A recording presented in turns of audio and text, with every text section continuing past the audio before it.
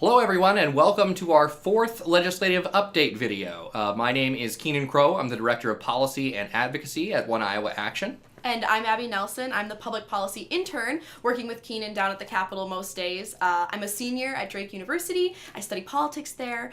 I'm originally from Wisconsin, but I've now made Des Moines my new home, and I love being here and fighting for LGBTQ rights with Keenan. Yeah, we're really happy to have Abbi join us today and talk a little bit more about some of the bills that we've seen move this week, some of the opportunities that we have coming up, which you'll be discussing with folks a little bit later. But as always, let's start with the bad news. Late last night at about 8:30, the Senate ran a bill known as SF 2344. This is a bill which is purportedly about free speech on college campuses. I'll give you a little background about why we have some problems with this bill.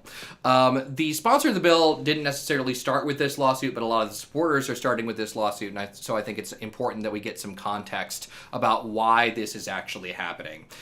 There was a group on the University of Iowa campus called Business Leaders in Christ. They had a member who wanted to be in leadership with that group, and they did not allow him to be in leadership because he is a gay man. So that's obviously totally unacceptable. It runs afoul not only of the university's anti-discrimination policy, but possibly also the Iowa Civil Rights Act. And so the university responded by revoking that group's registration status, which essentially means that they can no longer access student activity fees, and they also can't get venues on campus for free. They could still access venues on campus, they can still meet, they just can't get them for free at that point. So the group then responded to the university's action by filing a lawsuit in district court that is still in litigation, and so we won't comment on the litigation process anymore. However, what this bill would actually do is allow those folks to do that in the same exact way without having their status revoked. So there is a clause buried in that bill that essentially says that groups can elect their leaders using discriminatory practices, saying that they have to be of a certain gender or sex or sexual orientation or religion or whatever else, and still receive that funding, still receive access to those taxpayer subsidized venues. We think that's unfair. We think that that is unacceptable. And so we would urge you to contact your representatives on this, since it has cleared the Senate. Really the only action it can take at this point is over in the Iowa House.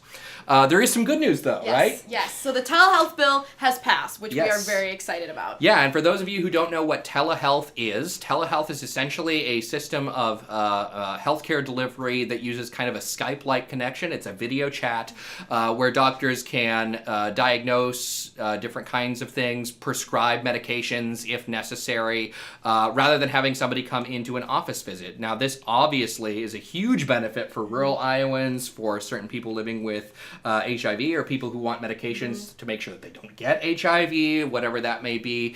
And what this bill does is it essentially says that insurers cannot discriminate between telehealth and in-person healthcare delivery systems. So they have to cover both equally, and we think that this bill will actually have a really positive impact on rural Iowans' ability to access healthcare because of that.